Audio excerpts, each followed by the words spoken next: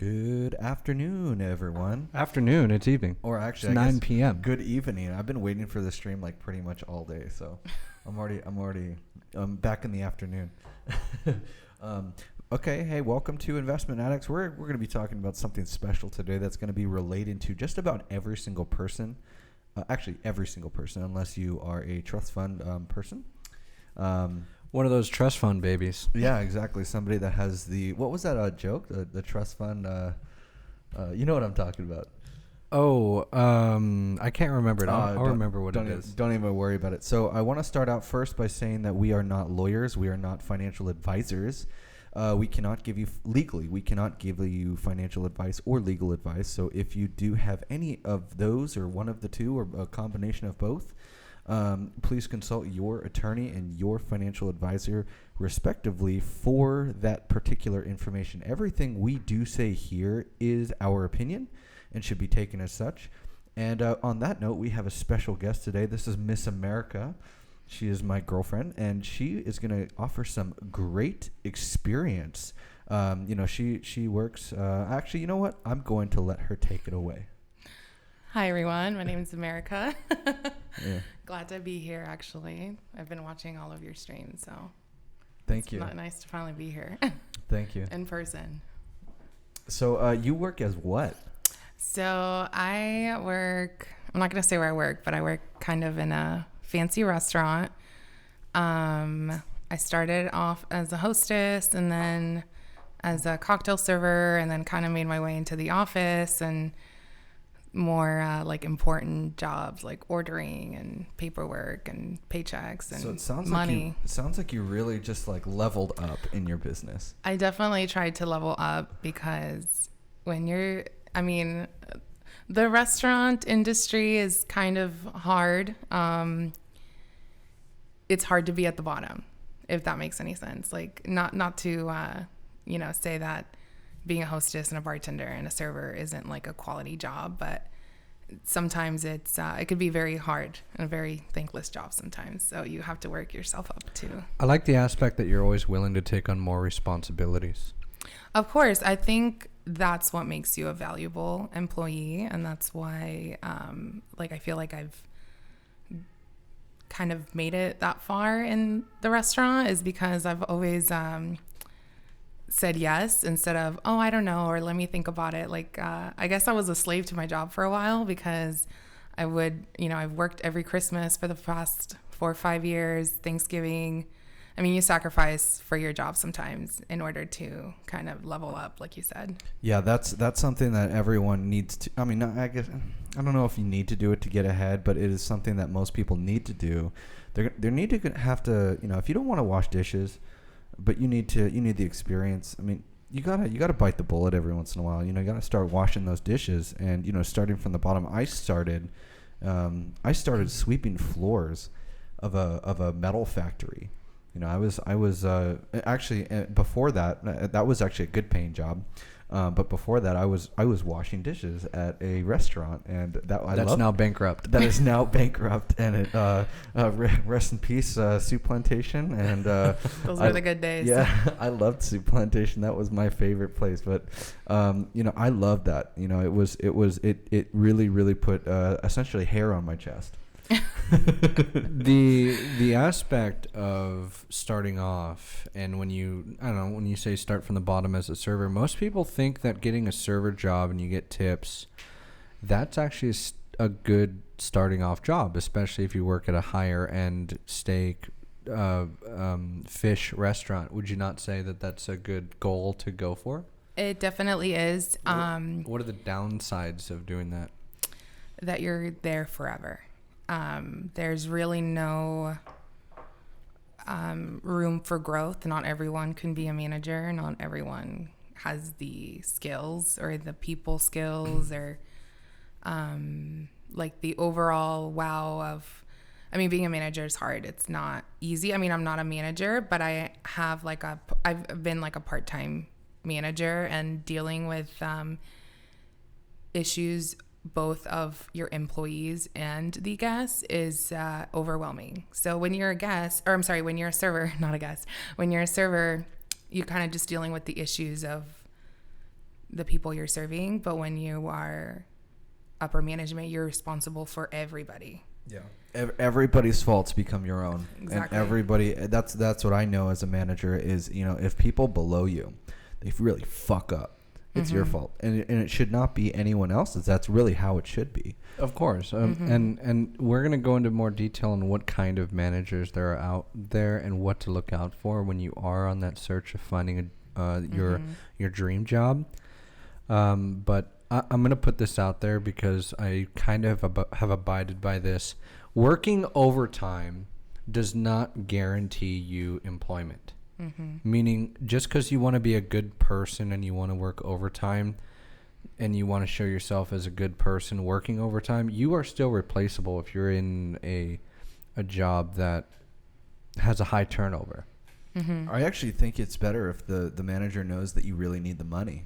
Well, yes, but because he knows you really need the money, if he's smart, he'll take advantage of that and utilize your position of needing money and realizing that to essentially keep you at the location, not allowing you to grow. Exactly. And I can totally agree. And I was probably stuck in my position as a host server for as long as I was because I was so good at my job and so willing to take the shifts that nobody wanted and work the days that nobody wanted. And it is kind of like a selfish thing. You're just like, oh, I just really need the money and I really need to pay for this month. And if I work this extra day, I'll be able to buy this next week, and it's just, it kind of starts with yourself and how you value yourself. I mean, I started working there when I was 18 years old. And when you're 18 and you work in a restaurant, it's fast money. And it's great to have money, especially when you're in college. And far less bills. Yeah, I didn't really have bills at the time. I didn't have a car. My parents still paid for my cell phone. I didn't pay for rent. So I was really just taking advantage of the situation and just kind of really living the bougie lifestyle that I couldn't live before. And the fast money was fun. And then you get stuck. Thank you for following.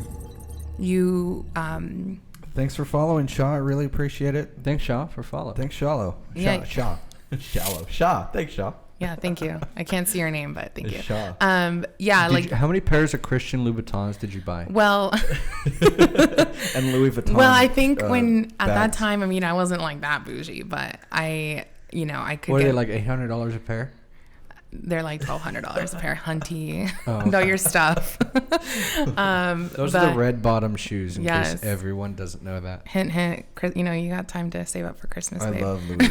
Okay, Just kidding.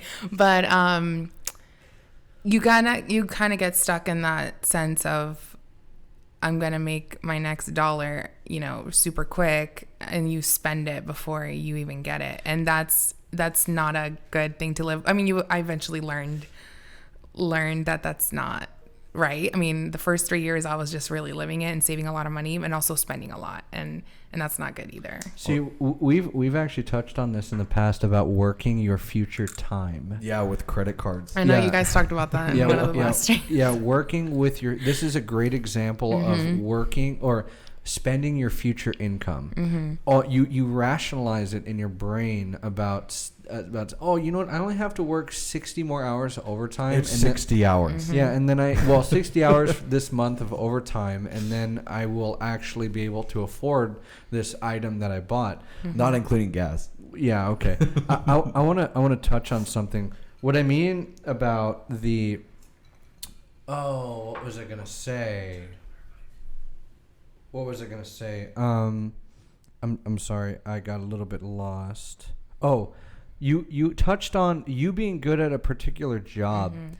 They want to keep you there. Exactly. I know the mentality of that aspect because when you are it's funny, when I was working with the department with my department, there were some really good dispatchers. I was a good dispatcher, and there was like maybe 2 or 3 other officers that were good dispatchers.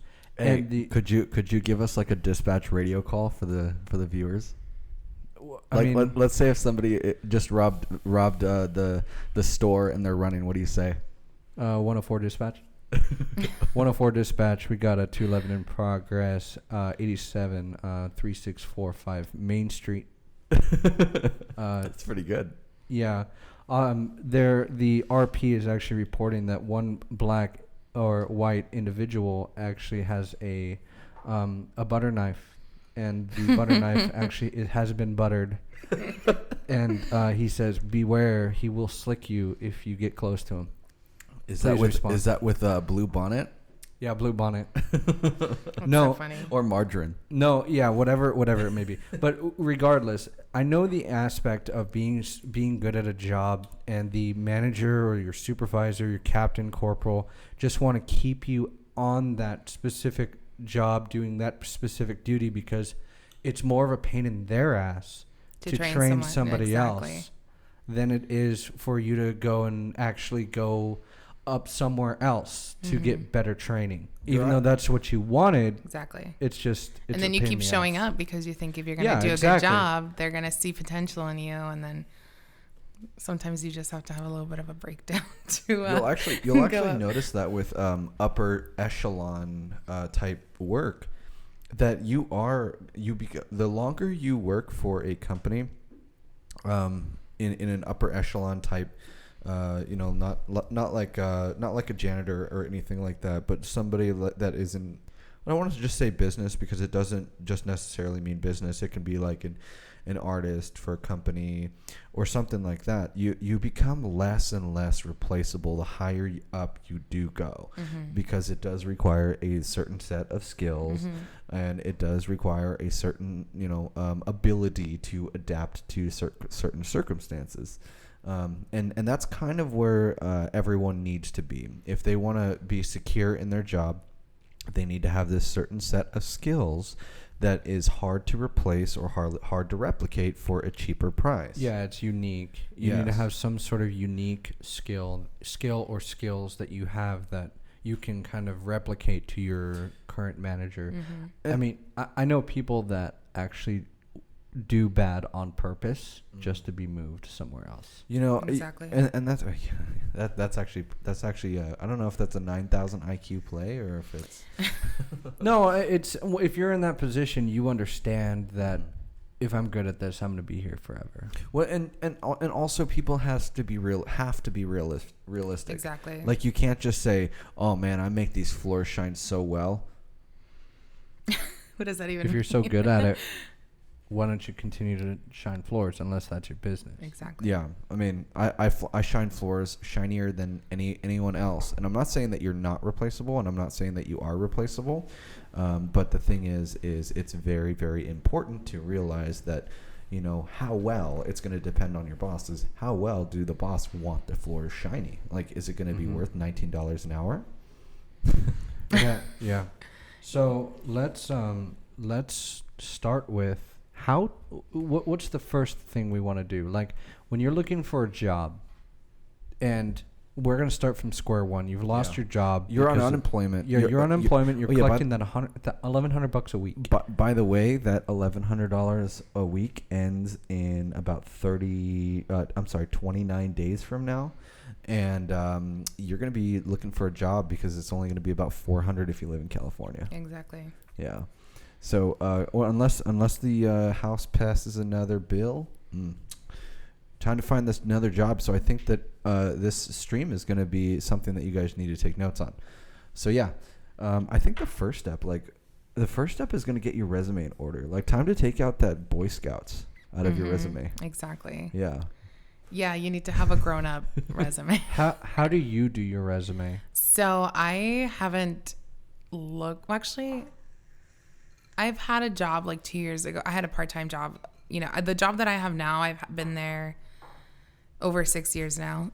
Sorry, am I talking close enough? I've been there over 6 years, and that's kind of been like my full-time job. But it's only at night, because I work during the evening.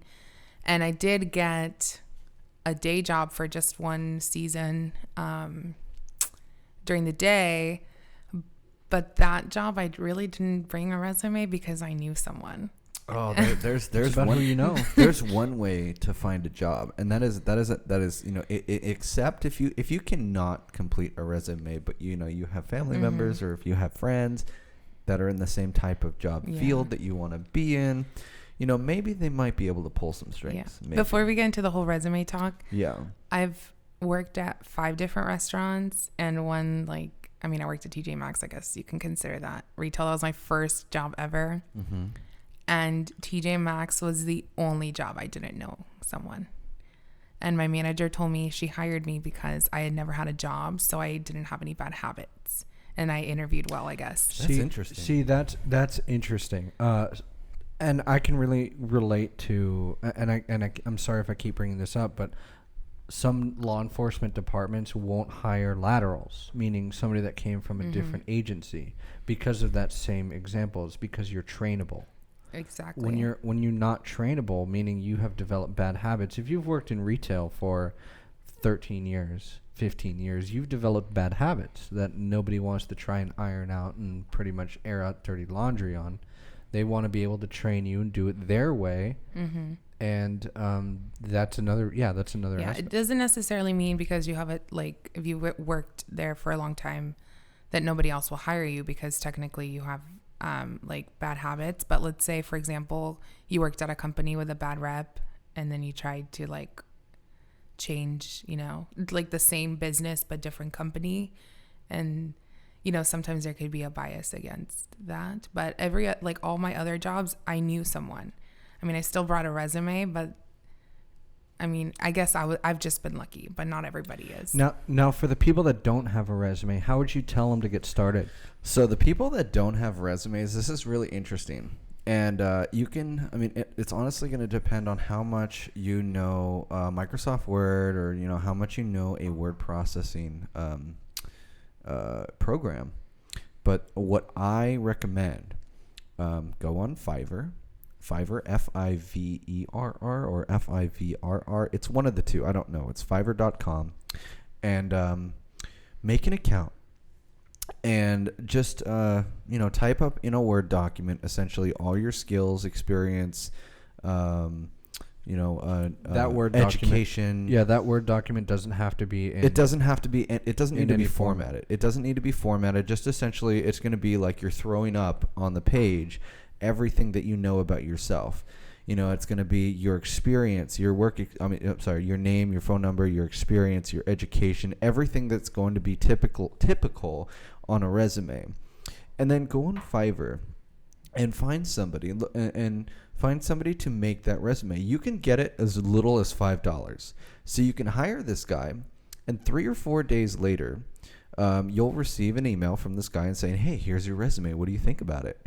And while you were waiting 3 or 4 days, you were golfing or playing basketball or whatever you guys want to do, or drink or hang out with the boys, jumping in Warzone. Yeah, While this guy is making your resume look sick. Yeah, instead of being stressed out saying, "Oh, I need to do that resume," and he'll put if you make it clear, he'll put these key phrases in there. They're like searchable terms that people that are hiring spearheaded. I spearheaded this development. It's going to be something like that, and they'll do stuff like that, and they do this, $5, $10, $15, at a time. And honestly, that's probably the best $10 that you'll ever spend. If you can hold off on Starbucks for that day. I have a question. Yeah. Go ahead. No, go ahead. I have actually a hack to get yourself at the top of the list on Monster.com or. Oh yeah, we'll touch on that in a second. Yeah, I have a hack on how to do it. It's a legitimate hack. Yeah, I know about it. Yeah. Okay, so don't forget your hack. But so let's say you're 18 years old, and from 18 to 23 or 24 years old while you were in college, you kind of jump from job to job to job. Mm-hmm. Should you put all your jobs on there? No. It should only be, you should only be putting the jobs that are relevant to the job that you are applying for. But what if you've only worked at fast food places and now you have your degree in business? I would put your longest job on there. I wouldn't even put anything that have been 2-3 months long, because what that shows an employer is that shows that you don't know or that you don't want to be at that location. And if you've been fired, I don't recommend putting that on there. Yeah, either. if you've been fired, don't even put the reference on there. Yeah, don't Yeah. even put the reference on unless it. you're going through a background check. Yeah, don't even bother that. Okay. I have a hack. Oh yeah, this is a legitimate hack, Like- and we're just kind of putting it out there. We're not saying you should do this, okay? But this is a hack. If you go on Indeed.com. Indeed, and Indeed and Monster are. Oh no, what is it? Indeed and ZipRecruiter are websites where you can find jobs. Yeah, so if you take the requirements of that job posting and you copy paste it onto your resume, and then you change the text. You change the text of that copy pasted onto your resume to white. it will be hidden on your resume, but it will still be text. So what that tells you is when ZipRecruiter and Monster and all these other job recruiting websites look for a job, or look for people, they look for people that are required and they have specific requirements. And anything that doesn't match these specific requirements actually gets kind of down on the lower of the queue. Is it like an automated Yes, program yes, that does this? It's like an automated program on It pre-sorts it. Yeah, it pre-sorts it, and Yeah. generally people that match the highest criteria get put up first. And when you have your resume, and then you have the second page that's just all white. Oh, I'm sorry, I attached a PDF with a second white page on it. Whatever it was, it actually on that document. This is a legitimate You hack. guys are awful. On that document. I actually know a worse hack, and I will let you know after. Genius this. or Yeah, evil? it's an IQ 9000 hack. Yeah, so you Yeah. can Jesus. actually put the requirements on your resume. Actually, you know what I would do? I would take the same copy pasted format. I would change it and put it behind the resume text, so you can actually layer it. So Yeah. that way it stays one page, but it's still searchable text with Indeed and whatnot. And that way, when they're going through the assortment and the algorithm is looking at people that are closely needing or closely have the credentials, Criticizing. Yeah. have the credentials for this position, your resume will stand out on top. Okay, you want to hear my hack? Yeah, what is This it? this is something that I learned 3 or 4 years ago, and it's I don't want to say it's immoral, but it's very frowned upon, and I don't recommend any of you guys doing this. But Then why are you telling them? Because I think it's funny.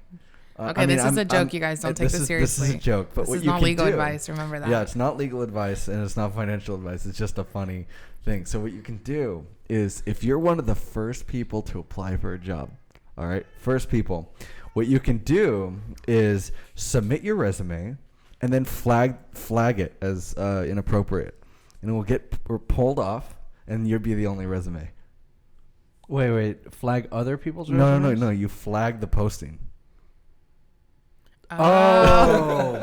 Oh, so submit your resume and then submit you flag the resume and then flag the post, and then you'd be the only resume that they look at. Oh, You I should make a get it. separate account and do Yeah. the flagging with them. Yeah, exactly. Yeah, so Yeah, Life hack. let me know in the comments which one is better. yeah. Let us know in the comments which one is Is that how better. you got your job? No, that's I'm very not, concerned that's not now. how I got my job. I need you to have financial stability for my Louboutins. Yeah. So we've gotten the resume down. I would either, if you're going to do it yourself, know what you're doing with Microsoft Word. Visit Fiverr. Fiverr. I don't know what it's. I don't know how to. Let me find it out. Control T. It's not working. Control T. Fiverr. So yeah, go to Fiverr. Fiverr.com.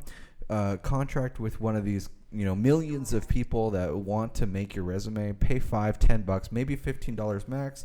Submit them a Word document that has all of your information on there, and they're going to make you a bitchin' ass resume.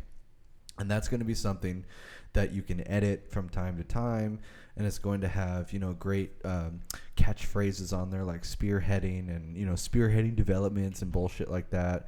It's going to have all of that. So, let somebody else do the legwork for you. All you have to do is worry about getting that job. Yeah, $15 is a small investment. Yeah, for, $15. That's what we talk about. We talk about investing here, and you're investing in your time. What is your time worth? You could be dropping into Call of Duty Warzone right now, and while somebody else is making your resume. So yeah, You can be doing a lot more. you can be doing important a lot things. more. And I mean, $15, that's very small investment. Anyways, now that you've submitted your resume and whatnot, and you got the interview, any tips and tricks for interviews? Oh, I was gonna say, don't stop applying as soon as you submit to a job. Yes. Don't stop applying. Just keep pushing those resumes out. What I did, when I got kicked out of my house, And this will be an advantage further on down the line. We'll explain why. yeah, exactly. So what I did when I got kicked out of my house, I just I made it a point, like obviously I wasn't going to submit resumes all day. I made it a point to submit resumes from 9 to 1. It was essentially a 4-hour work day for me, but then the other 4 hours I could essentially just play games and just wait for calls or do something, whatever it was. But I didn't want to dwell on, and I would send as many as possible. And you always want to do the cover letters too. So that's going to really take What's a cover letter the for the people? The cover letter isn't essentially it's essentially like I'm kissing ass. Don't make it super long. And Yeah, don't boring. make it super long. Just make it a paragraph and a half at the most. 4 or 5 sentences. Just say, hey, my name is blah blah blah. I'm qualified. I've done XXX for the past 5 years or something like that. And I feel like I can be of value for your team. Please give me a call. I look forward to hearing from you. Bam! I just wrote your cover letter right now. Exactly. So, yeah, you always want to do your cover letters. Don't make them the same. You always want to curate them to the job that you're applying and be professional. Like, dear blah, or sincerely blah, to whom it may concern blah. Blah, like that kind of stuff. If you're bilingual, don't forget to put that kind of importance. Oh in yes, there. yes. Since you are bilingual, I am bilingual. Yeah. So how important is bilinguality? I think, where I live, I don't think it's that important. But if you live in California or like the southern states, you definitely could find a better job. If not, you might get paid more than someone that doesn't know. You have more experience at being bilingual than you do as the normal Joe, so you should get paid more. And it's easy to train someone to do the job, but you can't train a language. It takes no, not on the job. Not on the job. Yeah, it takes a while. Suelta la pistola. Yeah, so that's what I learned. So yeah, that was relevant to your job though. So At the time. after you do get that interview, I want to say when you continue applying and when you continue throwing applications out there and you receive those acceptance letters and you receive those letters and you receive offers about prices, about hourly wages, salaries, whatever it is, you can use that to your advantage when you go to that interview.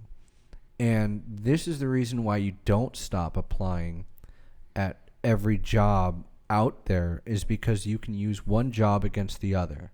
Exactly. You can essentially shop it. This is negotiation. This is going to come after the interview. This is when you have commences. a big job, though, not like McDonald's and Wendy's. This is no offense. after the job interview commences. Let's go back and talk about you got the interview. What do you do? So before, just a quick thing. Okay. I know that most places, especially now, to schedule an interview, sometimes places will use an email, so make sure you're very professional in your email. Don't do cool Cali chick at AOL.com. Exactly. 420. Yeah, 420 blaze it at gmail.com. But Don't some do that. places still call you to set up an interview.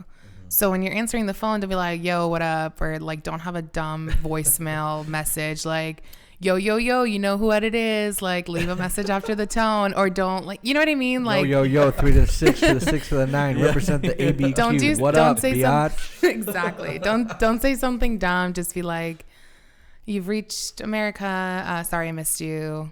Leave a voicemail after the tone. I actually use this email, this voicemail service called Umail. It's the letter U, mail.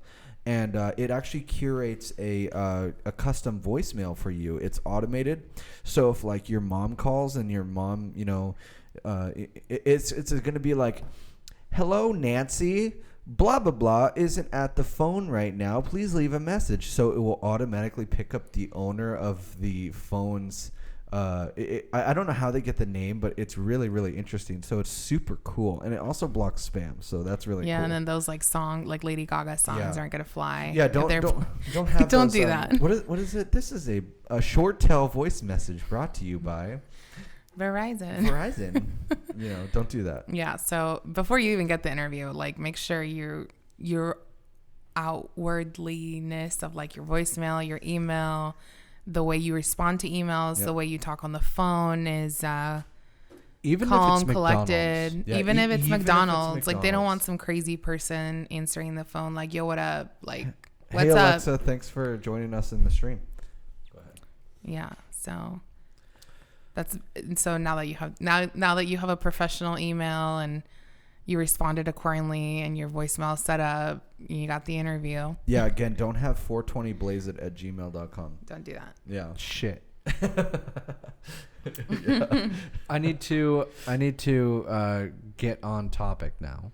Okay. When we talk about getting to the interview, you've got to the place. What do you wear? Oh, it's super important. It's so important. Is it important? You always Yes, it dress is. up. You always dress up. Well, you don't have to dress up. You have to dress the part. Like you dress have the to. part, but up. Like Batman. Everyone wants I mean, to if hire you're gonna Batman. like apply at Six Flags, is that where Batman is? Six Flags. Six it Six Flags? Dude, that would be sick, right? No, I just Like no. if you wanted to apply at Six Flags, could you dress up as Superman?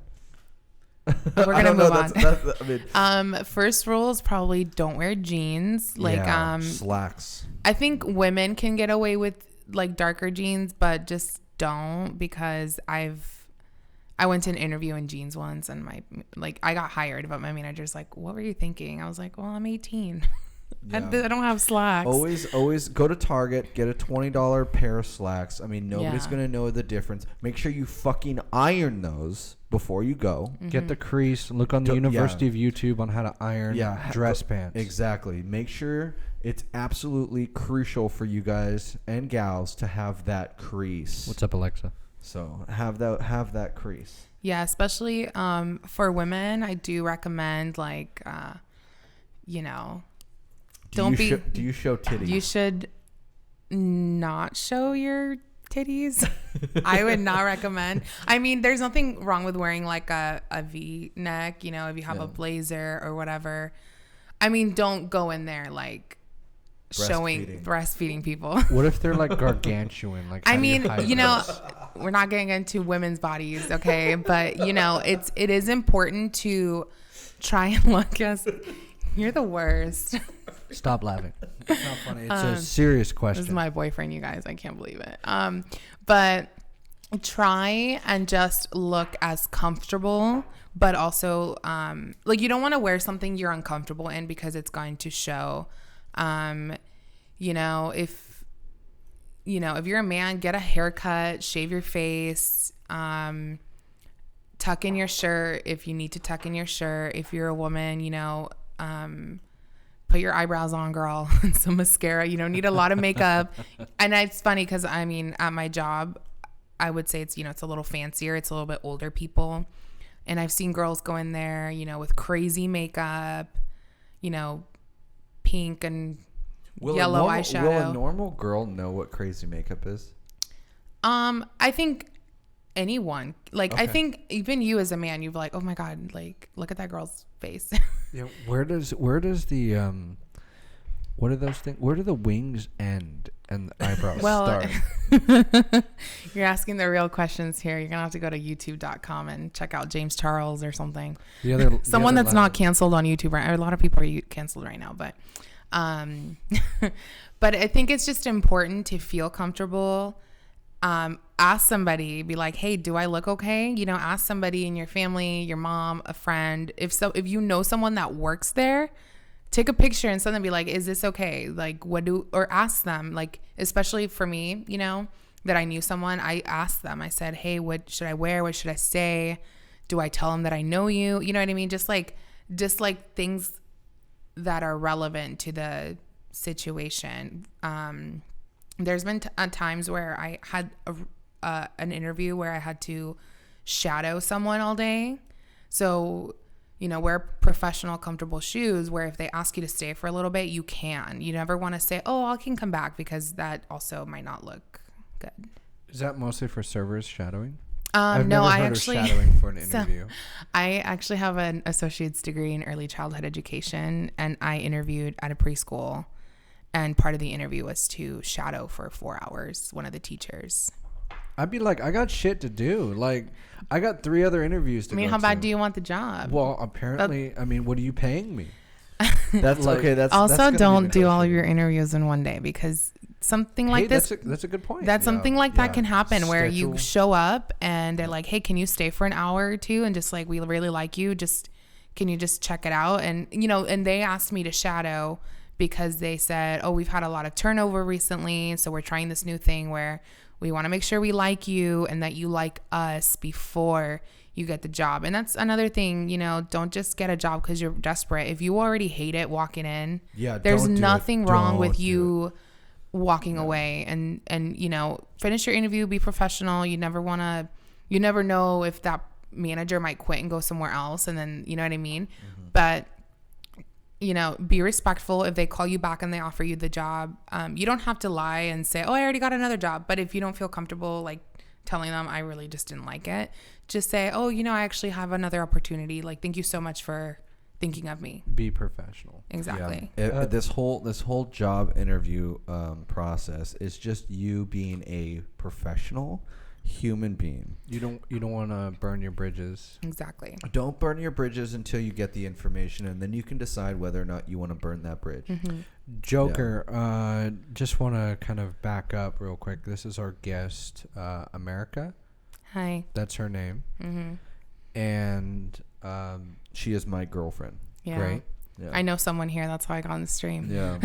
Yeah. But she can offer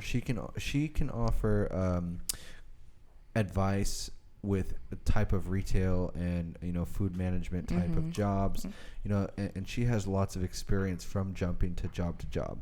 Yeah, whether it be like a different company or like within the company. And it's funny that we were just talking about that, because I just remembered that I had applied at this. So the job that I've had for 6 years, I've always had that job, but I've always had like a seasonal morning job. And I applied at this place, and one of the managers there used to work where I worked in the evenings, and that's why she hired me. She's like, oh, I already know what you do. So and she's like, and that's how I got that job. Yeah. And it was really funny though, because there was like 3 managers, and we were all like, they were all sitting at different tables in the restaurant, and we were all kind of being rotated through an interview. And I literally saw like 5 or 6 people being rotated out through the other managers. And I was sitting there and talking. And then I had another manager come talk to me. And then finally, like, they just offered me the job on the spot. Cool. To reiterate, this is for everyone that's in chat that just joined. We have 3 people sitting at this table right now. We have experience in pretty much a lot of different fields. We brought in an expert with the more day-to-day job. Customer service. Yeah, customer service. Typical job service. Yeah, because we offer customer service, but not at a level America does. Yeah. America is in it. She's the essential worker at this table. Well, we're not laid off essential. All we do is sell real estate and invest into real estate. We're not an essential worker. It's funny though, because just by listening to you and talking to you, like, I mean, we've been together like 2 years. I've learned a lot about business and kind of like the background, and I know you've learned from me and stuff. So sometimes when you're talking to people, I'm like, you shouldn't say that. You should say it like this. And we've like kind of piggyback off each other. Yeah, which is fantastic. It's funny because being a business owner and being an employee is much like being a tenant and a landlord. Yes, correct. Yeah. So what I mean about that is we have the experience of being business owners, and maybe you do as well. Maybe you have more experience as being an employee than I do. Exactly. So this is our chance to kind of explain to the audience, to explain to the viewers here, how to kind of mediate in the middle. What do the employers think about, and what do the employees think about, and how do they get together? What can we do to make this relationship between employers and employees easier. We already went over the tenant landlord on Monday, but this is our chance to go over it with it on today. Mm-hmm. So, well, let's real quick. Joke says, "Man, Alexa always talks about you." I do always talk about you. Oh, that's So, good. Yeah, Kappa. Yeah, Kappa. I'm a good investment. Yeah, she is a very good investment. All right, let's go real quick. So after what you wear, when you go into this job interview, after what you wear, which is so important, like, I mean, don't wear a tuxedo if you're applying to fucking McDonald's. Yeah, don't be like Step Brothers and wear a tuxedo to an ice skating rink. But come on. Okay, let's give you an example. All right, if you're going to apply for a what is a typical job? What would you say it's a typical job? Let's say Maybe like an office job, like secretary, front desk. Secretary, front desk at a gym. Okay. Okay. Secretary, front desk at a gym, making $15 an hour. A secretary front desk is going to be the first person that people in wife beaters and shorts are going to see. Obviously, you're not going to be dressing in a suit, but you can at least wear a collared shirt. Mm-hmm. You can at least wear slacks or something that is not jeans, or maybe I would still wear like a nice pair of black pants are still acceptable, and yes, like women I feel can get away nowadays with a lot less, if that makes sense. Like you don't jeggings? No, not jeggings. No, jeggings? but I'm saying like Conan O'Brien got away with jeggings. If you can wear, if you wear like a nice pair of black pants, women can really dress up that black pair of pants with just a nice top. You don't really need a blazer. You don't really need like a business top. You can just wear a nice pair of black flats, a nice shirt, and then just kind of kill that shit. Jokes we wants got a few questions. And yeah, Oh, Jokes wants to know, what if I'm applying for femboy Hooters? Yeah, what do you wear for that? For Hooters? To be a feminine boy. Yeah. I mean, do they even hire men out? You can't discriminate based on sex? Well, no. Hold on. Whoa. Stop. You can discriminate if it's a requirement to be. You're gonna be washing dishes. I'm sorry, No, dude. no. I'm just saying. I forgot the term. I really forgot the term. I learned it in college, but if it requires you to be a woman, and there's absolutely no way for a waitress at Hooters to be a man, because it's not part of their business practice, and they absolutely 1,000,000% do not hire men as waitresses or waiters, then you can be a busboy. No, busboy's different. But if there's no way for a man to be a waiter at Hooters and they only hire females, then it's okay to discriminate. As far as I know, with my HR degree, as far as I know, you can discriminate because it is. Let me find that term for you, because it is a. Hannah says hi from high school. Who's Hannah? She says, "Hey America, it's Hannah from high school. Wanted to show you my support." Aw, thank you, Hannah. I'm on my man's stream. Yeah, welcome to the stream. Thank you for the support. If I ever become famous, I'll never forget about you, girl. Yeah, you're one of the founders. Yeah. Same thing with I'll take you on our yacht. all the 9 people. The investment addicts yacht and private jet. Hey, you got to understand that these boats that we'll just write it off as a business expense. No. They're going to be registered in the Cayman Islands. In Panama. Okay, perfect. In Panama to get away from the taxes. And that's not illegal. Paper trails are for the weak. Anyways, so the moral of this, dress up for the part. When I was getting... No matter how shitty the job is. When I was applying for the... Yeah, exactly. When I was applying for the department, I wore a suit, necktie. I mean, that's kind of expected. If the guys can't keep their fucking shirt tucked in, go buy something called shirt stays. They're literally garters that attach to the bottom of your shirt, and they go all the way down to your feet. For your socks, right? So okay, no. They attach to your socks. Hold on. They attach to your socks, but some go around the foot and they go in your, like, you would wear your feet over it. You would wear your shoes over it, and they keep your shirt tucked in. They make it look nice and crisp. Go buy those. if you need to make a statement and you need to show how clean your shirt is when it's tucked in, go buy some shirt stays. Yep. There's also shirts that should be tucked in and some that shouldn't. You can Google that and see what styles need to be tucked in. I just wanted to real quick interject. What I was talking about with Jokes' comment is if it's what's called a bona fide occupational qualification. So that means if Bona fide.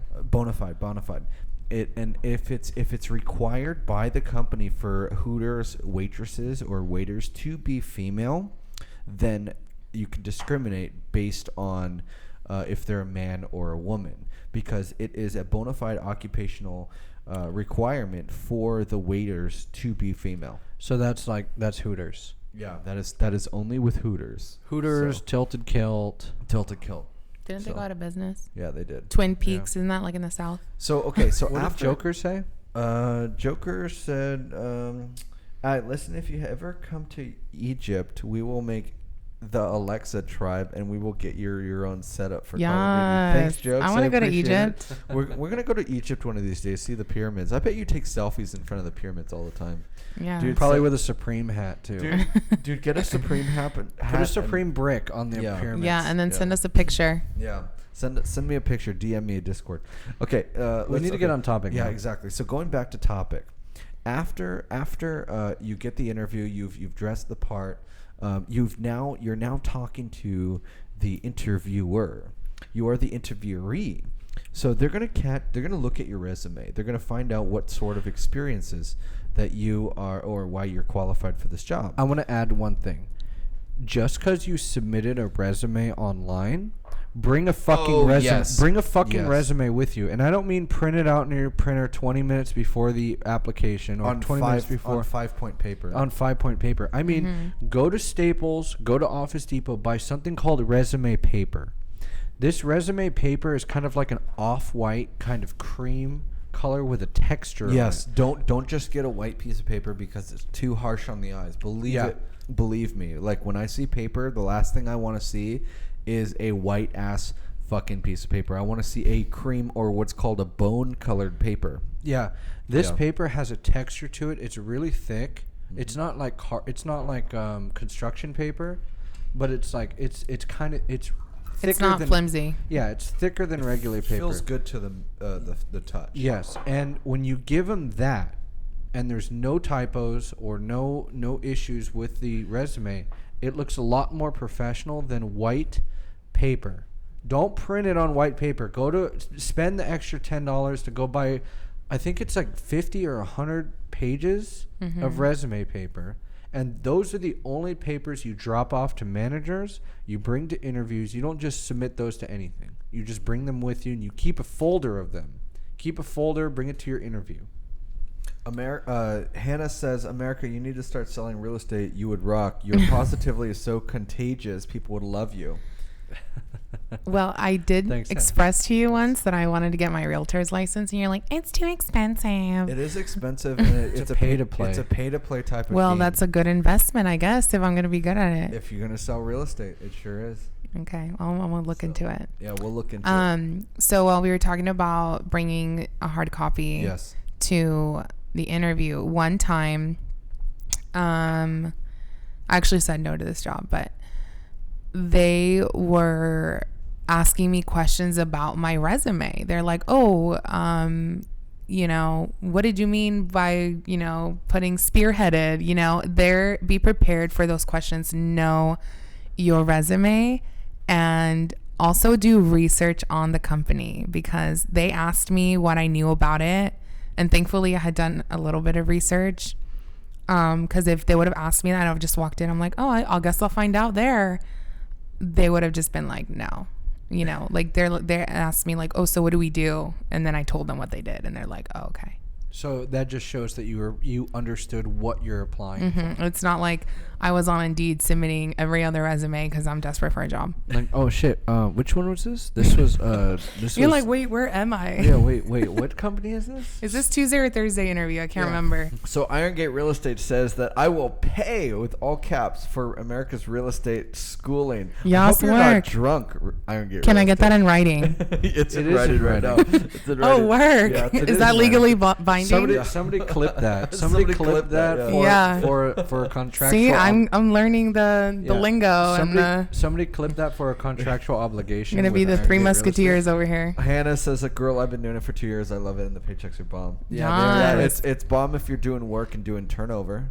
Yeah, That's sure true. is. That's I mean, true. I like the paychecks. I mean, Yeah. it's great just sitting at home and yeah.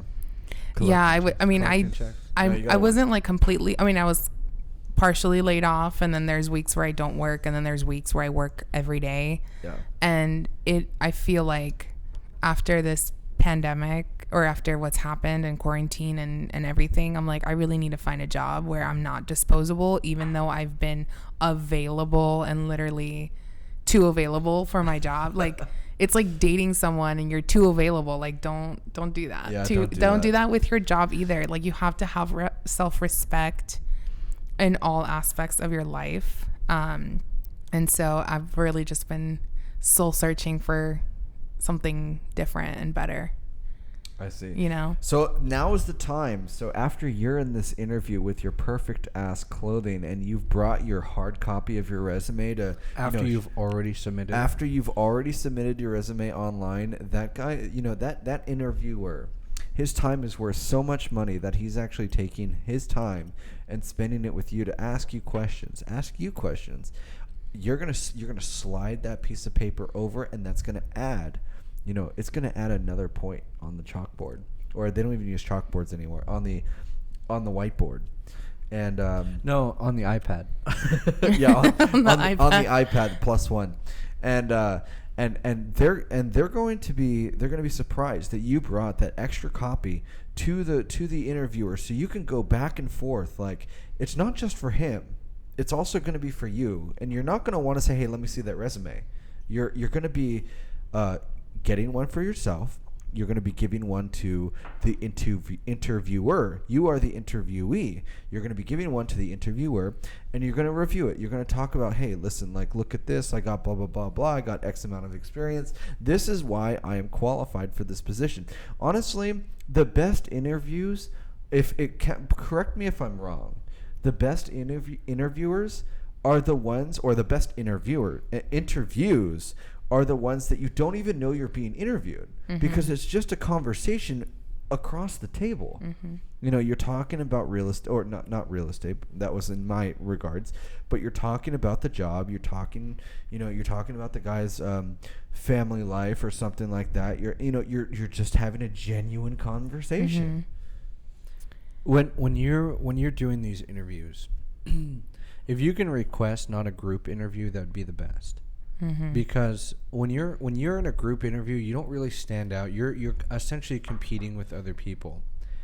I know there are jobs out there like flight attendants and whatnot where you can't really do a one-on-one interview until you get further down the line, and I understand that. But when you're doing a one-on-one interview, that is your chance to explain and sell yourself to why this person would spend money training you, and how are you going to make money more? How are you going to make more money for that company? Well, actually, the way you should think about it is, how do I make my boss money? Yeah, exactly. Yeah. Like, what kind of aspects, what kind of traits, knowledge, experience do I have as an employee to make my boss money? Yeah, okay. If you guys have the mentality of fuck the businessman, whatever, but you're in this position now, you need to play by the rules. Hannah said, so much easier when you have a conversation during an interview than some bullshit questioning. Yeah. Yes, completely. What is your biggest weakness?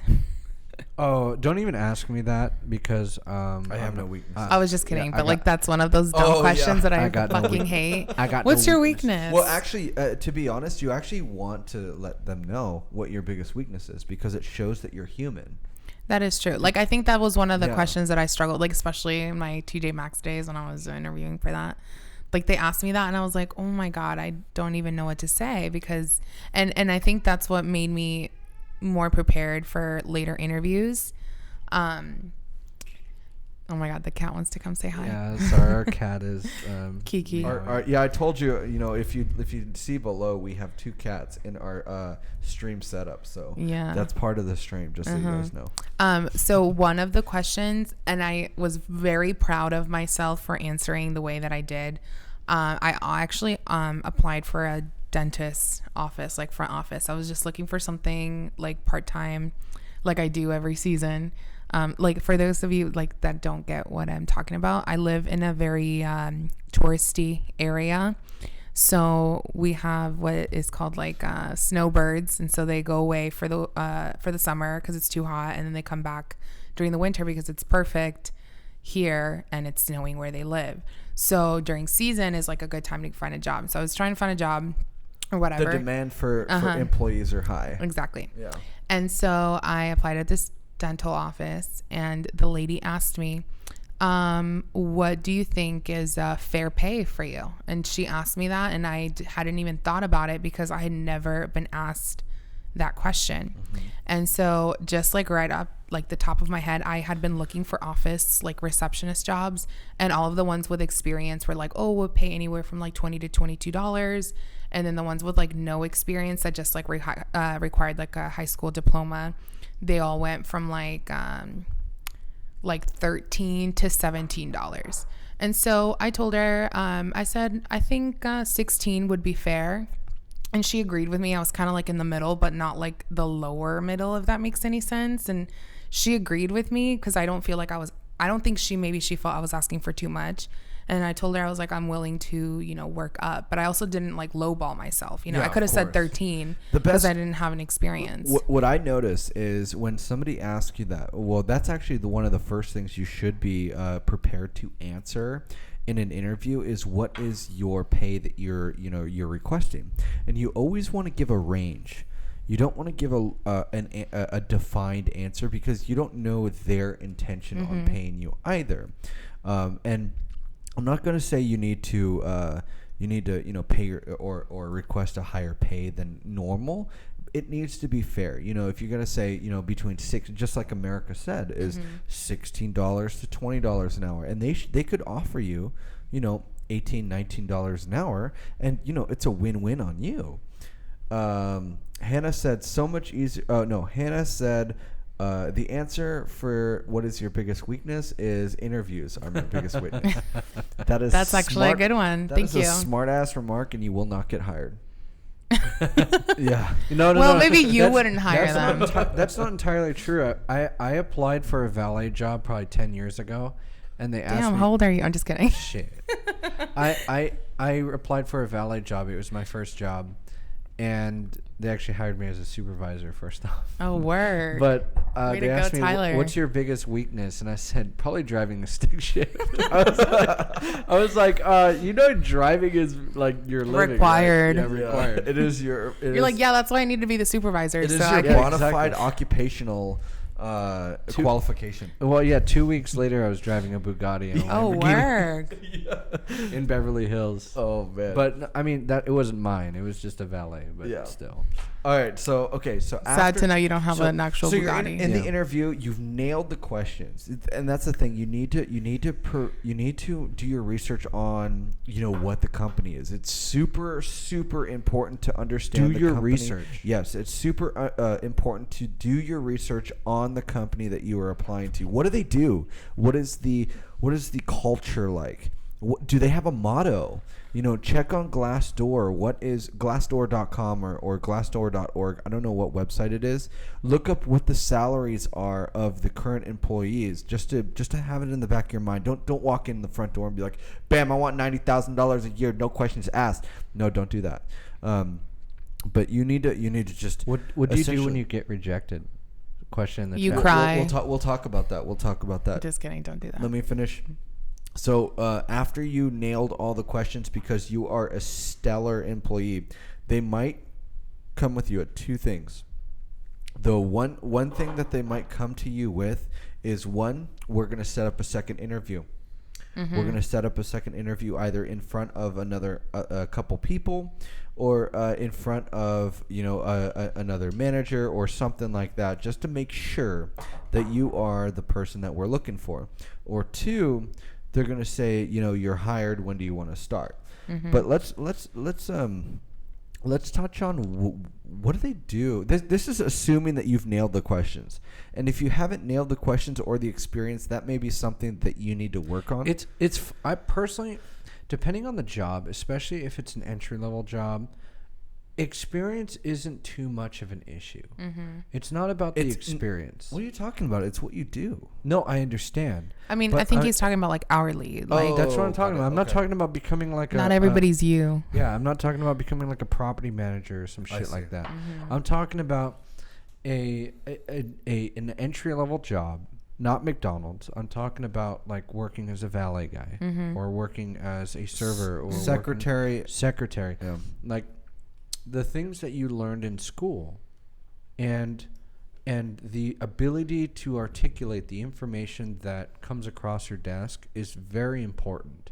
So if you can it's about getting the job first and learning what it needs, because each job has its own required there's a different culture that you need to battle. Exactly. Own required skill sets. So you might need to submit a paperwork 3 or 4 different times, one to this guy, one to this guy, one to this guy, one to this guy, and that may just be standard procedure. Yeah, I mean, this is kind of like going on what Hannah is saying about what do you bring to this company.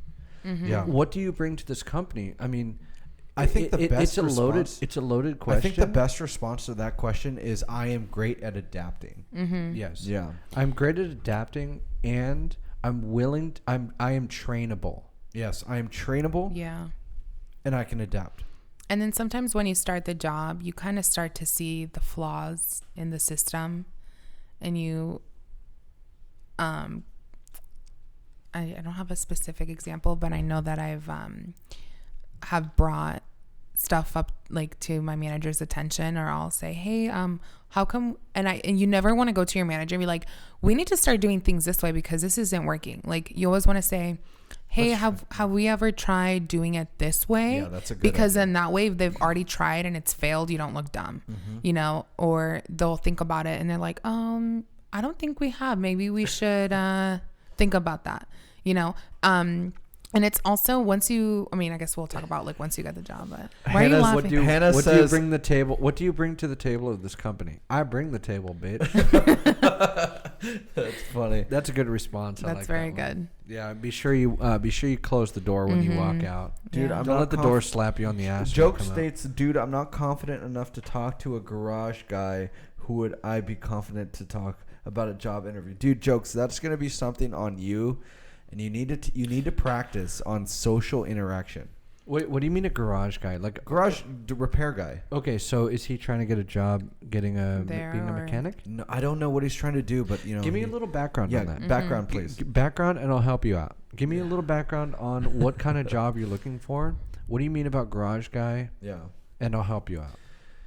So now you've nailed the questions. You've nailed all the questions. This is assuming that you have your foot in the door. Your resume has been seen. You've had a call. You've nailed the questions. Now what? You are going to come down to a monetary price of what you're going to charge your time to. And this is something that people never. This is what nobody negotiates their own salary. Exactly. This is what I never notice from people. And people always bites themselves in the ass, because eventually 2 or 3 months down the line, you're going to be talking to your coworker and ask, yo, I don't get paid enough for this job. And then you're going to disclose like how much you're going to get paid. And they're going to be like, oh, girl, I get paid, $20 more than you.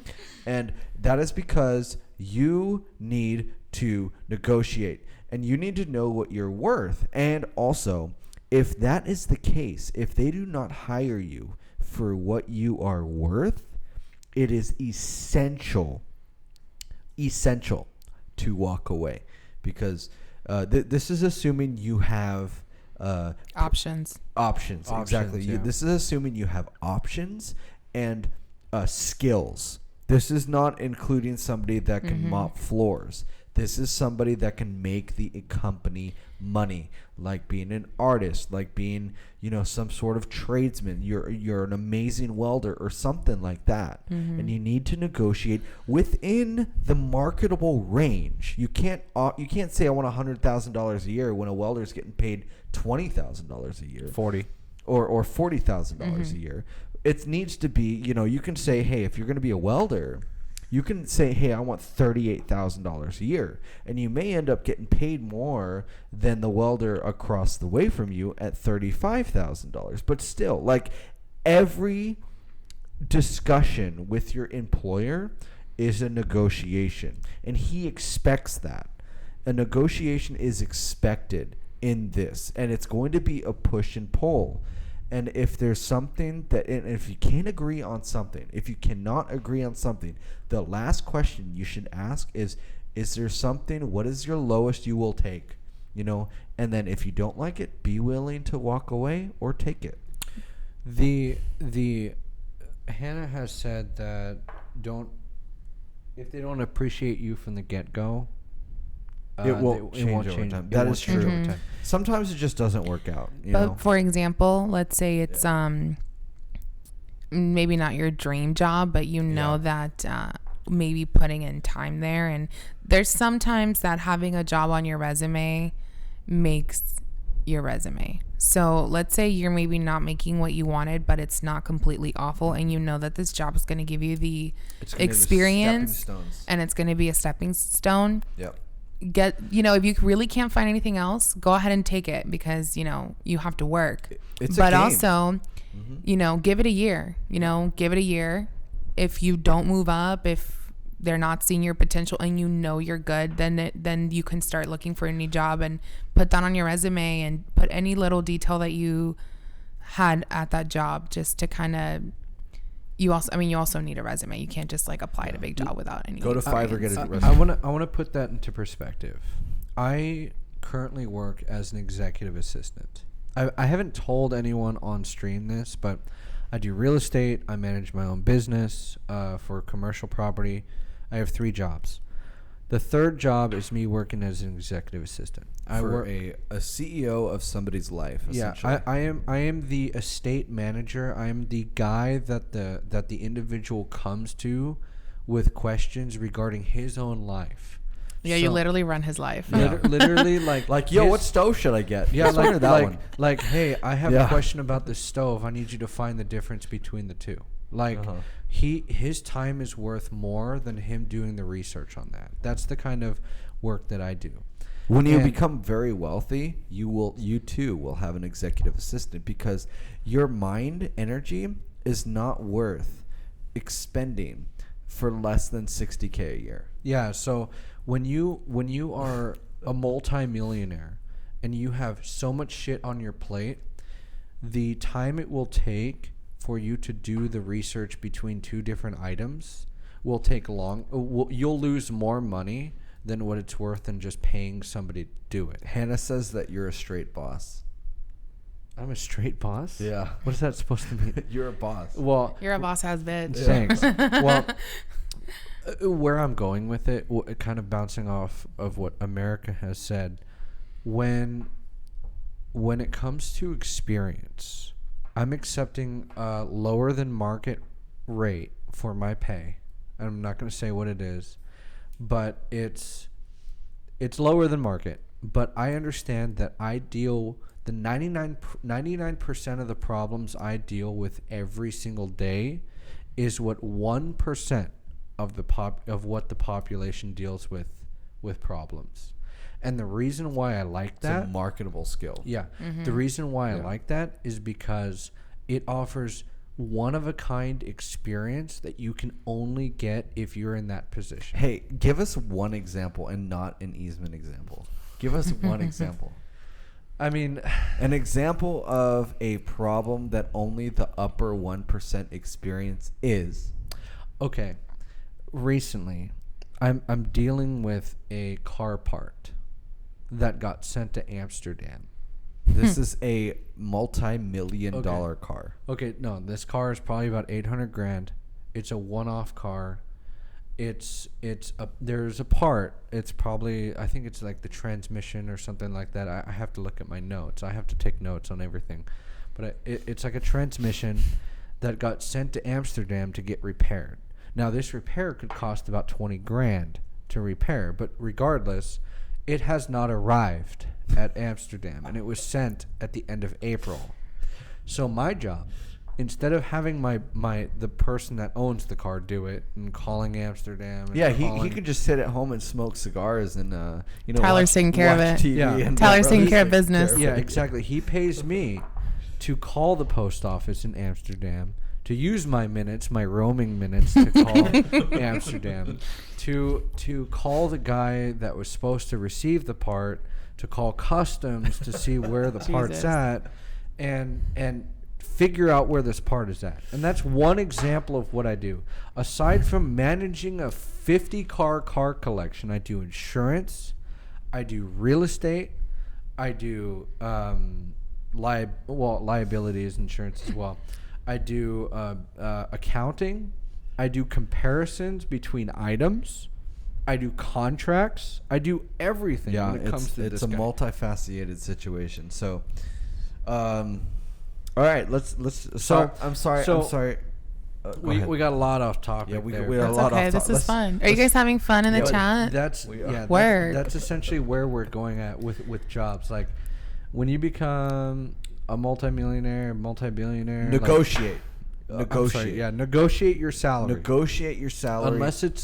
Unless it is you learn a lot. Unless you learn a lot. You okay. get experience. Hold on. This is something that I really, really want to get out there. This is a tip that I have given and I have taken in many regards. Like anybody that works hourly, all right, especially here in Los Angeles, this is the rule of thumb, whether or not you should accept a job or decline a job.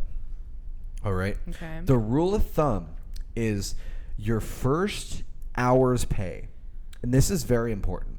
Your first hour's pay, whether it's $15 an hour, $20 an hour, should be the max driving miles. Can you explain that just Completely. another time? Do it again.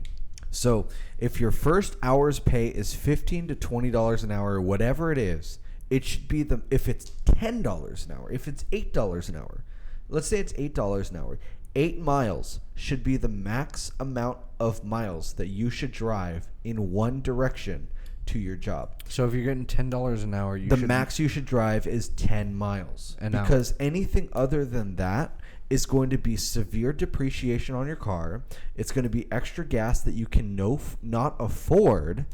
And, this is the rule of thumb that I've lived by. And whenever I worked hourly jobs, never drive more miles one way to your job than your first hour's pay.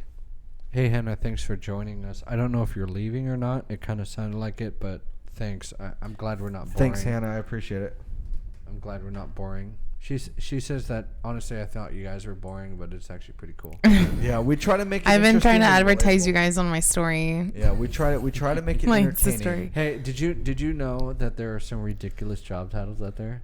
Well, I kind of want to finish this and then talk about that. okay. All right, we're gonna finish how to solidify your new job. So after you've negotiated your salary, you're ready to take the reins on this. I want to add something. Okay. If you've gotten multiple offers, Okay. this goes back to our original point, probably about 25-30 minutes into the stream, about keep submitting job offers. Mm-hmm. If you've got multiple job offers and you know that this other company offers $18 an hour, $19 an hour, and the job that you got an interview for offers $16 an hour, you can utilize that. You can utilize that offer, that other job, saying, hey, you know what? I was thinking about leaning over to this location because they pay $18 an hour, because I think my individual skills reflected a little bit better than this job. If you're willing to pay me $17, $18 an hour, I would consider, and I'd take on a little bit more employment. Yeah, What, I a don't, little I bit don't, more? I don't think you should say like another job offered me X amount of money. I think you should say, hey, like, I was thinking X amount of money rather than quoting another job. Mm-hmm. Yeah, because if you sound like, oh, I have another job offering blah blah blah blah, they're gonna be like, all right, well, fine, take that job, and therefore, if you were to not quote the other job, you would just essentially be like negotiating. That's essentially what it would be. It would be your confidence versus the employer, and if the employer doesn't agree, then fuck it, then take the other job. Mm-hmm. Okay. So So I don't think in any circumstance that you should quote another employer under no circumstance, because Okay. then they're just going to tell you to fuck off and then go to the next employer. Okay, so just negotiate your salary. Know what you're worth. Exactly. Mhm. What Hannah had Because said if earlier. the other employer is going to tell you what you're worth, they're going to be offering X amount of money. That is what you're worth. Exactly. But Always if you- hold back your hand is what Iron Gate Exactly. says. Always hold back your hand. Thank you, Iron Gate. Never. This is a skill. It's a negotiated skill. Never, ever, ever tell somebody that somebody else is offering X amount of money for you. Just say, I believe, and replace somebody else's offering with, I believe I am worth Mhm. X amount of dollars. This is why. I'm sorry. Oh, sorry. Go- I was going to say, sometimes they say, this is our starting pay, but there's room for growth. That means that's your, that is your chance to show them what you've got. And I mean, don't ask for a raise like too soon, but there's always room for improvement. And if they've said that, if they've said, this is what we start out as, and once you're here, this is what we can offer eventually. Don't give up on that job just because just because they didn't pay you what you wanted. I think the question I would ask if somebody gave me that option, well, this is what we start, $15 an hour. There's room for growth. I would say, well, how long is the growth? Mm-hmm. Like, how often do people get promoted? Yeah, you should know the culture of the company. Like, if the culture is going to essentially put everybody on the back burner until they quit, you don't 50 want cents more a year. you don't want to work there. You don't want to work Cost there. of living. Yeah, exactly. So you before you even go in, you want to know the culture, and you can find this on Glassdoor. There's going to be reviews if it's especially if it's a big company, you're going to find a lot of reviews. But if it's a small company, you're going to want to bring that up in the interview. Like, what is the culture of the being in this job, or why am I, so why is this position open? So when I got the job that I have now, I actually wasn't looking for a job. I just happened to know someone like pretty high up in, like, they don't even work at the restaurant. Like, they're actually like my boss's boss. I just happen to know who they are, and they're like, oh my gosh, you have such a great personality. If you're ever looking for a job, let me know. And I was really shocked that, I wasn't looking for a job. I had a job, and I was making good money. And then one day they just called me and they're like, hey, so we're hiring now. Did you want to take me up on getting the job? And I said, sure, let me just go in for the interview. So I went for the interview, literally got hired on the spot. And then once I got hired, I realized that, can you guys hear me okay? No, we can hear you. We just hear some background noise. But Oh. Yeah, keep no, talking. don't worry about it. Don't worry Okay. about it. Yeah. And then once I got there, I kind of realized that I would be stuck doing what I like as a host. I got hired as a host. They didn't pay me tips. Like, some places do tips, some places don't. But this place paid way over minimum wage. So I kind of did the math in my head. I'm like, it's almost as if I was making tips, except it was all on my paycheck.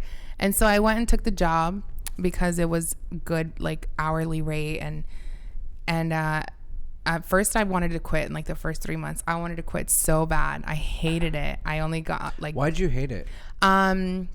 I hated it because the girl that trained me, and we were actually short staffed. Like, we didn't have enough girls working, but at the same time, I didn't get enough days, if that makes, I don't even know how to describe that, but It's like I had to work when I had to work, and then when they didn't need me, they didn't call me, and then when I wanted a day off, I couldn't have it. If like it was just awful. You're just like, well, I want Thanksgiving off. They're like, well, too bad. Yeah, they're like, suck it. Yeah, and they're so, like, too bad. but eventually, that girl that trained me, she moved on to be a manager, and since I kind of had befriended her as a coworker, she understood my struggles as an employee, and so, you know, it was kind of nice to have someone on my side on the management team. So like I've just been very blessed, I guess, in my job. And then eventually she helped me, like she would tell me, you know, if you want to raise, like, let me know and I'll help you. But this is what you need to, because, you know, she also had a boss. I had to go through her boss. So she's like, this is how you should approach it. Mm-hmm. And so, yeah, like even ask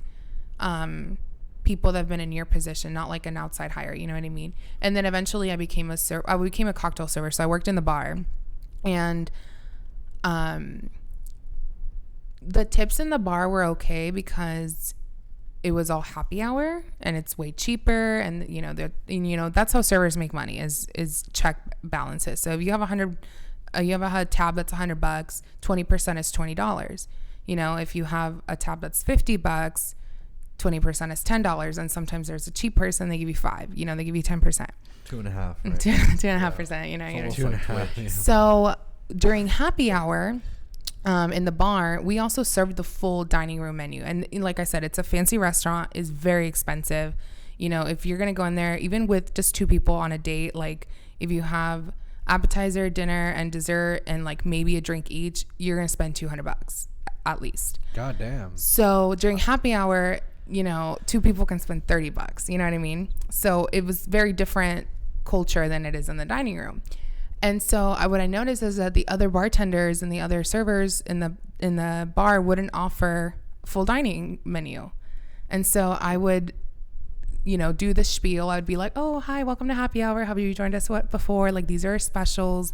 And then I would always say, I would just give them the menu because usually they have to ask for it, but I would just give it to them. And I'm like, oh, you know, you can also order off the full dining room menu. And, you know, if you want to upgrade your vodka, it's like $2 more, you know? And then people are like, I don't want to drink the cheap stuff. I want to drink the good stuff. And then little by little, you know, even if they ordered just a side of mashed potatoes off the regular menu and not the happy hour menu, it was like $15. So I was like, my checks were getting up there and everyone's like, how are you making this much money? And I'm like, I'm not offering happy hour. I'm offering full dinner menu. Like, if just one person orders a steak instead of like the happy hour chips, I'm like, good. I'm good for the, you know, somebody orders a $50-$60 steak. There goes the check. Yeah. You know? So Hannah just said, damn, America slaying those interviews. Facts. And then Hannah also stated, I feel like my age was disadvantaged in some of my interviews, even when I had experience. What I have to say with that is it is actually against the law to discriminate based on age. Again, I'm not an attorney and I'm not giving you legal advice, but from my HR experience, I know from the Equal Employment Opportunity Commission, you can look up age discrimination, and it's going to state if you can prove, you may have a lawsuit on your hands. But you know, this is from me. I'm not an attorney. Well, I don't think she's looking at it as a legal standpoint. I think they're looking at it as more of like a moral standpoint. Like, if you have like a very nice steak restaurant with a majority of waitresses as like 30, 40 years old, and then you have an 18-year-old come in and they're like, well, this person is 18 years old. What does she know about serving experience? Yeah. Or 20-year-old. Let's say I'd like to know how old Hannah is. I think you're like a year older than me, right? 20. So you might be 25. 25? Okay. Can you guys hear me? No, turn it up. Turn it up. Yeah, turn it up. Yeah. I think Hannah's like 26, right? Yeah. I don't know, but still, like. Well, I mean, I don't want to say like a lawsuit because that's like the last thing you want to do. Yeah, you don't want to ever go into a lawsuit unless it will financially affect you. I would say that damages. Definitely. My brother. Yeah, I was right. Yeah, my brother and I, we've been age discriminated against, and it's not something that we had damages based on we just kind of worked through it. It's just like whatever. Yeah, I'll go find another place. Like, Yeah. I didn't want to work for you anyway. Yeah, it's more of Yeah. like it's more of like a challenge. Yeah. That's the way I think of it. That's one of the reasons why I grow out my goatee, babe.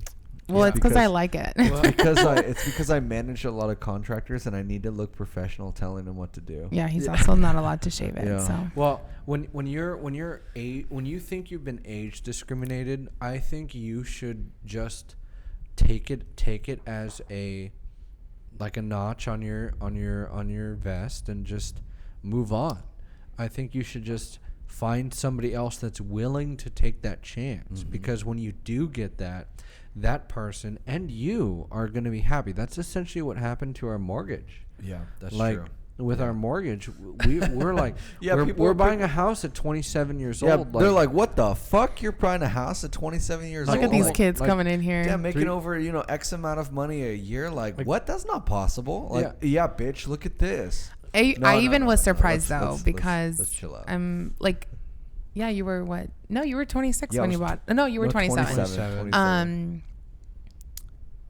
No, you were 26. No, yeah, like- You bought the 26, house yeah. in March. Oh shit! That's yeah. right. I was. So when you 26. told me, I like, almost it's so put my funny though, 27th because we had birthday. just started dating, like Yeah. maybe 6 months before, and then you're like, I'm gonna buy a house, and I was like, you're crazy, and then he bought a house. I was so shook. Hannah had said that when she joined her brokerage, she's kind of young. They were kind of Yeah. unsure. I think you kind of join like a young brokerage.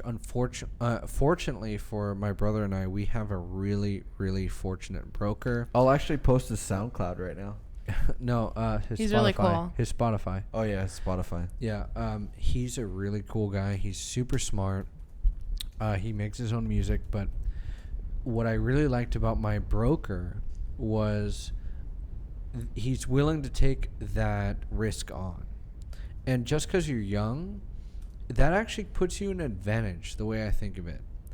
The reason why it puts you in an advantage is because you understand this Instagram lingo, the Fortnite lingo, the whatever lingo you need to associate with the new home buyers of today's economy. And with today's economy, it's not your dad's economy anymore. No, it's not your grandpa's stock market. Yeah, you got to understand that today's market is changed. It's all about the Young money, young money, new money, young money, YouTube money. Exactly. You know, and it's you like- got to relate to these people, and relating to people with a suit jacket and with a suitcase full of money, that might work, but probably not. I No, mean, you as a gotta relate to- person, like as a young person, if I was buying a house from like some old realtor and he was like, you know what I mean? I just would not be interested in working with someone like that. You know what I mean? Yeah. I think, you have to be young at heart and be willing to understand the younger generation and understanding the younger generation, especially Is the huge. what is it? The The Z generation. The Z generation. Yeah. The millennials don't really have money. Yeah, the Not yet. millennials have like the money. we're struggling. Yeah, the millennials have like the money that the grandfathers are still waiting to pass away with. Yep. Z generation Definitely is maybe- gonna have the money. Yeah, maybe with this Fortnite or with Yeah. the Call of Duty partnerships and the Twitch partnerships, maybe they'll have the money. But Yeah. at this point, no. It's like we were talking about earlier. Remember we were talking about cell phones? Oh shit. Okay. Yeah. Hey. Okay. So I want to talk about one last thing. This is going to. I thought we were going to talk about managers. No, I don't want to talk about that. Okay. So I want to talk about one last thing before you guys, go out and search for your dream jobs. This is going to essentially create the entire bubble around finding your dream job. While you guys are thinking of, or while Andre is explaining his situation, if you guys have any questions about what we've talked about, please put them in chat. We'd love to answer. Yeah, them. we'd love to answer them. And then, so this is going to bring everything round in circle. So when you are finding your dream job, remember, everything that you post in social media is going to be accessible to the recruiters, and it's going to be looked at by recruiters, and it's going to be looked at, and you're going to be judged under the lens of your social media.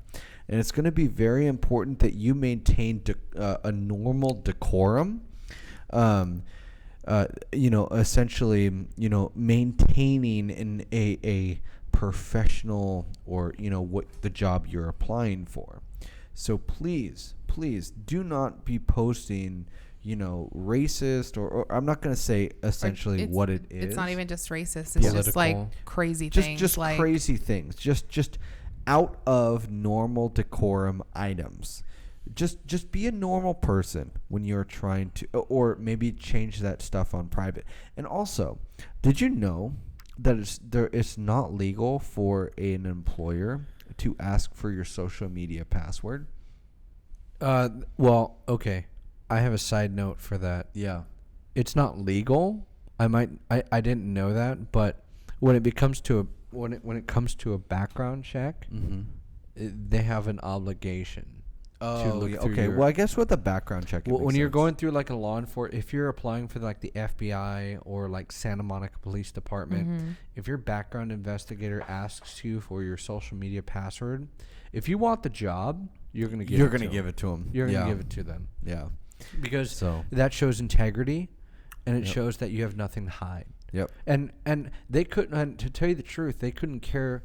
They couldn't care less. They don't give a shit what's on your social media. In all honesty, just give them your social media password if they ask for it, because they're going to think of you as a completely different person. But if you have something to hide, of you as a person, don't be a Twitter warrior. Don't be a fringe minority. Yeah, that's for sure. Don't be a fringe minority. Just keep your political or whatever it is to yourself. Yeah. Don't even post about your political garbage. I don't care if you're Republican or Democrat. Don't even post about it. Yeah, if you're a Republican, don't post about Trump. Yeah. If you're Democrat, don't post about Bernie. Biden. We don't give a shit. Nobody cares. Or your third party. Yeah, or your third party. Yeah. Nobody cares. Nobody cares. But the thing is your employers will care, especially the older generation and the younger generation. Yeah. They might make your life hard of getting that next job that you really want because that you posted about your political stances. So my name is America, like the US of A, like literally that's how you spell it. And I get comments all the time, like political comments. Is that your actual name? Yes, that is my name. You want me to show you my birth certificate? Hannah said they'd be looking for the titty pics. I know. Yeah. I had to delete those. I'm just kidding. I'm just kidding, babe. But what was I saying? So you said that your name is America. Oh yeah. So I get a lot of like political questions, and I work in a bar, so people will say, "Hey, can you turn on Fox News?" No, I can't. You work in an older generation. I do work in an older. A boomer generation. A boomer rich person restaurant, to say the least. But yeah, like I've had people ask me, can you put on Fox News, or can you put like the CNN? What's the Tucker the State Carlson? of the Union on? And I'm like, no. And they're like, why not? Like, do you like what? And I'm like, it's company policy. You watch sports or you watch nothing. There's nothing in between. I'm so sorry. And it's not So like just it's not sports? they just put sports on, or God, I'm not going to your bar. Whatever.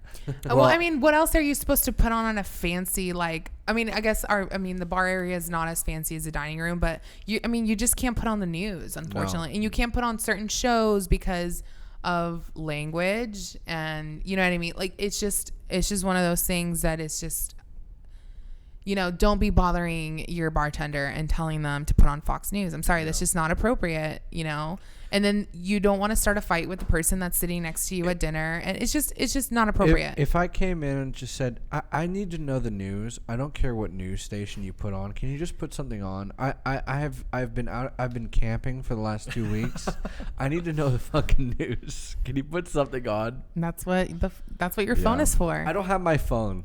Well, that's I tough. came here for a steak dinner. All right, so we talked about the tips and tricks of jobs. I want to thank Miss America, and thank you for having me. Leave a like, follow, Yeah. comment if you want me back. This was a lot of fun. Comment, subscribe, whatever. Yeah. You can Thanks, find Hannah, it- for all the comments. You and can find her. What is your Twitch? What is it? Not I have a Twitter, Twitch, but I don't have anything on there. Instagram. What I is your literally made a Instagram Twitch handle? account so I can Let me follow look- you look guys. Let me look up your Instagram. My Instagram is Miss America, MISSAAMERICA. That's Okay, how you hold on. spell America. Well, Miss America was taken, so I had to put an extra A in there. So it's Miss America. Unfortunately. It's Miss America with 2 A's. Go ahead, give her a Yeah, follow. it's MISSAA. I will put it in chat right now.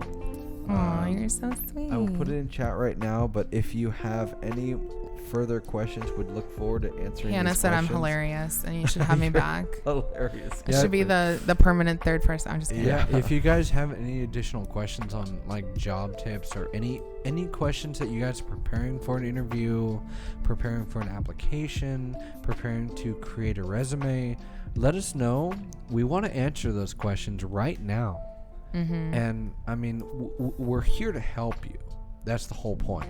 Yeah, I made this channel just because I saw a catastrophic failure in the today's educational system. What the system. fuck do you learn in Yeah, high school because economics? Here's the thing. You know, I've been in the business world my entire life. I've been in the real estate world my entire life. And I would feel completely guilty if I wasn't here for you guys. And I'm not going to put in the extra work. I'm definitely not going to put in the extra work Yeah. for a fucking master's degree just to be able to teach a class full of idiots who don't want to be there in the first place, that are just going to be there for credits.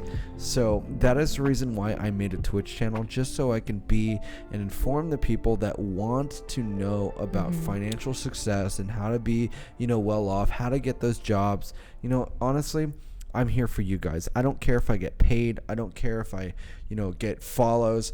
I'm here to share this information. Yeah, And I think it's before you go. I think it's important, like streams like this, because Yeah. a lot of the stuff that you talk about I already know, because you've like literally talked I my talk ear your, off. I talk your ear off about it. We talk a lot about business, but like the first time, like my first job ever, when I was filling out my paperwork and they're like, I had to fill out my tax information. I was like, what the heck is this? Like, it's not even about doing W-4. Yeah, taxes. they don't teach It's you like, about how do that. you fill out the form to Yeah. do Yeah. your, you know what I mean? Like, Yeah, and I am here to teach you guys about that kind of stuff. Mm-hmm. We are here. Just follow us. Give Yep. us a follow. We have a Twitch Prime now sub. If you want to subscribe, it's completely free if you have Twitch Prime. Give us a Amazon follow. Prime. It's Amazon Prime. I'm sorry. Mm-hmm. Amazon Prime. If you have free shipping from Amazon, give us a follow. Free sub. But other than that, Well, I want to touch on America, Okay. what America said. I believe in the whole aspect of when you learn, you teach. yes. Like when you learn, you teach.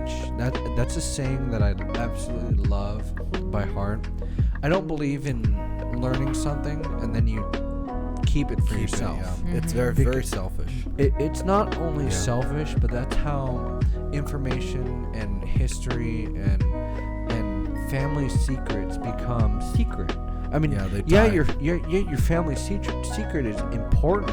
It belongs to you and your family. But when you don't teach it, eventually that's gonna die. And when it dies, it's no longer in the world. yeah. Yeah, it's gone And forever. It's gone forever. That's why it's so important when you learn something, whether it be on this channel or in your lifetime. That's what you need to understand is when you learn something, you need to teach it. You need to teach it to your pass it down to your son. Pass it down to your daughter. subordinates. Your Yeah, it subordinates. doesn't matter whether or not who you teach it down to, as long as they will carry that legacy or that information to further generations. Yes, definitely. So if any, and another quote I want to end with you guys, and this is from a person. Hannah that- asked what days you guys stream. yeah, we were gonna answer that. We stream Monday, Wednesday, Friday, Saturday. We have another stream tomorrow. It's I going to think be an epic stream. We're going to have one other person with us.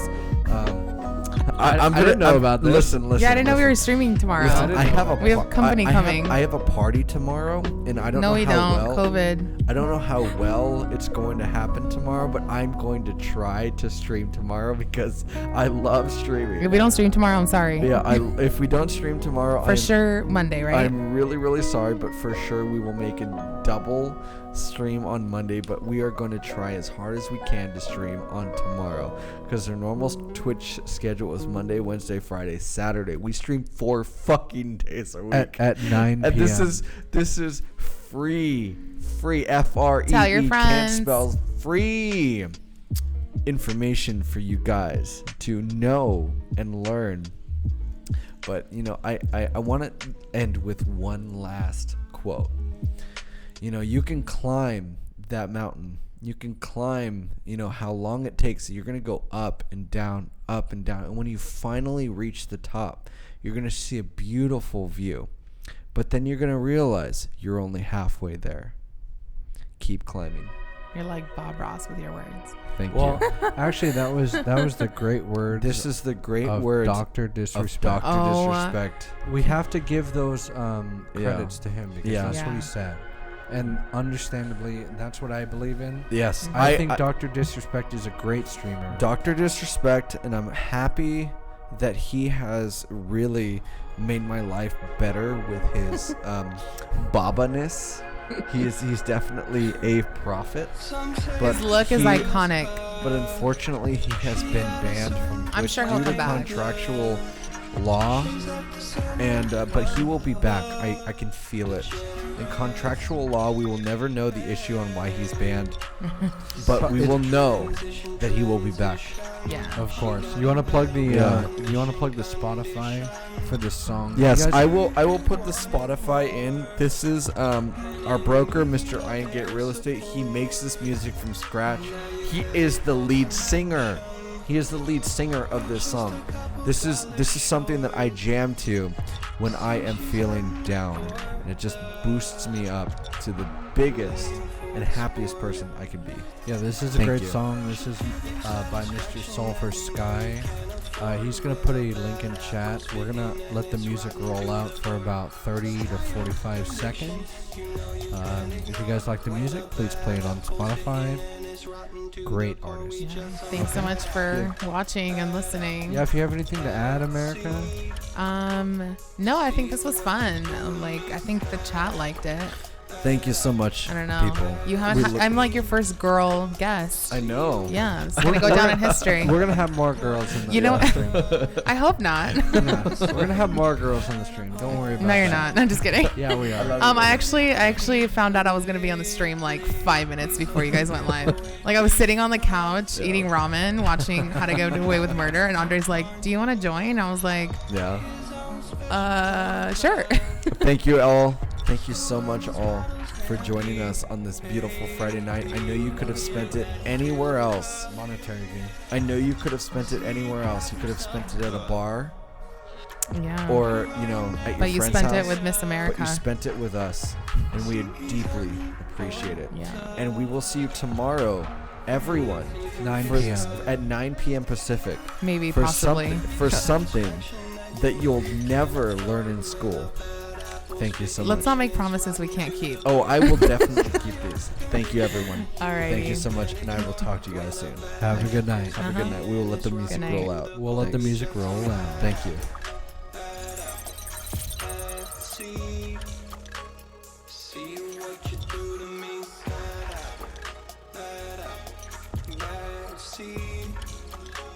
See what you do to me.